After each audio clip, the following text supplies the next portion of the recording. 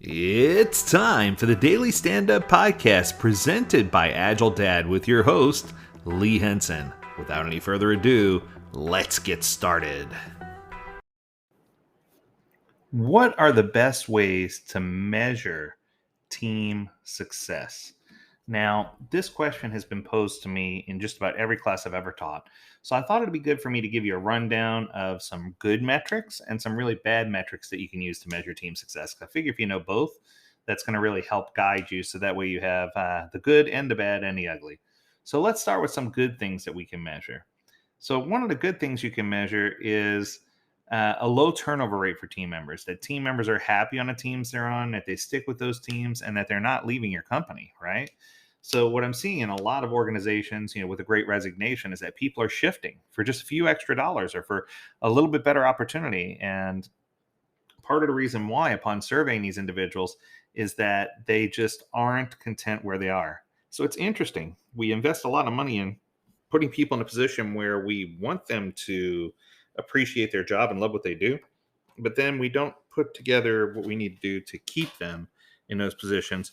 We don't put together the other piece of the puzzle to help them be successful. So I think that's important. Another one is that when new team members do come on board, should they, that they onboard very quickly and effectively and get to know the culture of the team, the environment of the team, and they're very connected with the team so that they can feel like they're adding value quickly.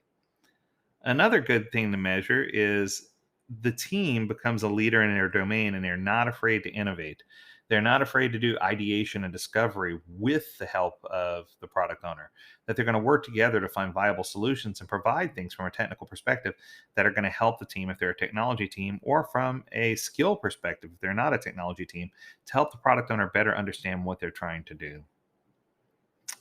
Next, when there's a problem, the team steps up and delivers a fix. This is something that's easy to measure. This is one of those things where you're empowering the team to do better instead of enabling the team to always look to the scrum master to help resolve their issues. Another one is that you see a reduction in the amount of technical debt, whether it's bugs in production or debt in general, that over time you're starting to see technical debt diminish. That's something that's very important to measure. And another one is, our new features delivered quickly? I know that sounds crazy, but honoring WIP limits is probably the number one thing a team can do. And it's important for them to really be able to deliver things fast and complete. And I think if I had to pick one that's overarching, is that the team is learning how to work on the right thing at the right time. Because oftentimes the team will have stuff to work on, but it's busy work. They're not doing the things they need to do. So it's one of those things where we need to make sure that they understand what the right things are and that they are working on the right things. So how about a short list of things that you should never measure? The worst metrics you can possibly measure. Coming in at the top of my list is lines of code committed or built. Oh my goodness. If you're a software developer, the last thing you want to hear is, well, last quarter you did 12,129 lines of code. This quarter you only did 9,784. Does it matter? Who is micromanaging this?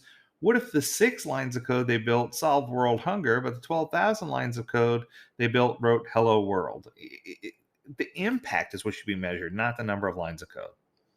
Another one of my favorites, using velocity as a metric. Well, Team A was able to complete 27 story points, and you were only able to complete 25 story points. Do you have an explanation for why? Oh my goodness, stop the madness, right? I don't care.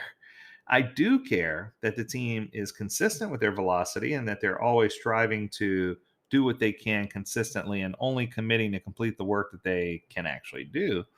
But I don't care whether that number is 27 or 25. Does that make sense? Or here's another one, measuring sprint goal completion. Yep, we finished everything in our sprint. That's great. But if everything in your sprint provided no value, then why bother, right?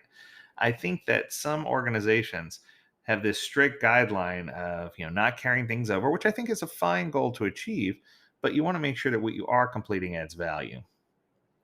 And finally, objects and key results, OKRs. I know this is controversial that I'm saying it, but I'm going to anyway. When you're tracking just key results completion and you're not tracking holistically what the impact is, you're going to be losing the battle every time.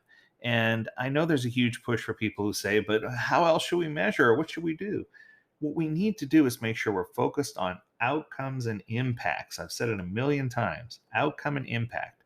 If we can focus on those two things and find ways to measure consumer satisfaction, social media sentiment, where consumers are, what they're clamoring for, what they're struggling with, are we eliminating technical debt? Those are all things that we can really, hang our hat on, as opposed to some of these other things that are just kind of challenges for us to look at, and they're improper measurement, to be quite honest. So I think that holistically we need to do what's right and find that we're measuring the right things. So that's going to do it today. I hope you enjoyed this episode. If you have a topic you want us to cover or something you'd like for us to review, hit us up. Learn more at agiledad.com. We'd love to hear from you. And as always, we encourage you to stay healthy, stay well, and stay agile, my friends. Until next time, do take care.